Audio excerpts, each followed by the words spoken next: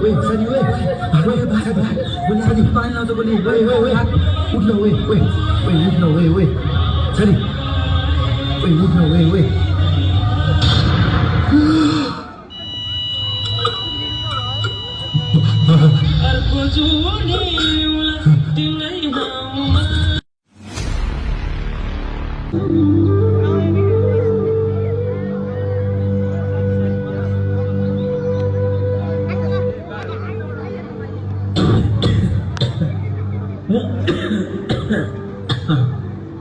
हेर्छु अब मेरो सहारा भनेकै तै होस्।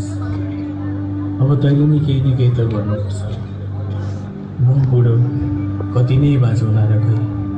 हे बा, यस्तो नभन न, म छँदैछु त। अब तिमीले पनि यस्तो भन्न लाग्यो भने म कसको सहाराले बाँच्ने?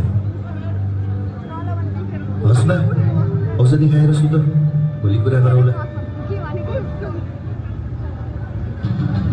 नेपालमा अहिले भइरहेको करप्सन विरुद्ध आम जनताले सोसियल मिडियामा लेख्ने बोल्ने र नेताहरूको छोराछोरीको ल्याभिस लाइफस्टाइल कसरी भयो भनेर आवाज उठाइरहँदा सरकारले सोसियल मिडिया दर्ता गरेको छैन, ट्याक्स तिरेको छैन भन्ने न्युमा सोसियल मिडिया ब्यान गरेको छ।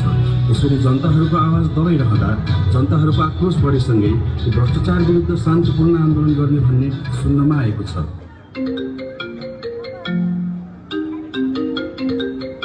हेलो ओए, सुन्न यार, अब त यिनीहरूले हाम्रो बोल्ने आवाज पनि बन्द गरिदियो यार।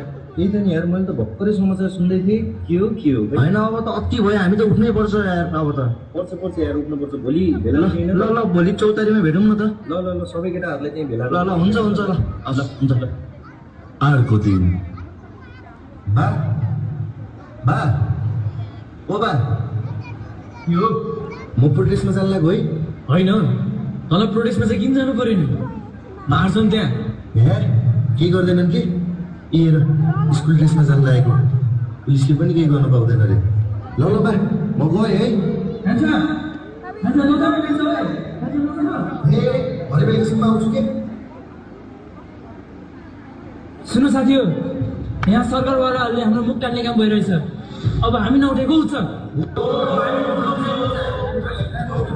र साथीहरू, हाम्रो आजको आन्दोलन चाहिँ एकदमै शान्तिपूर्ण गर्नुपर्छ है। र हाम्रो सुरु चाहिँ प्रशासन चौकबाट हुनेछ। त्यसैले कसैले त्यहाँ ढुङ्गा मुरा गर्ने, ढुङ्गा हान्ने काम चाहिँ नगर्नुहोस् है त। ल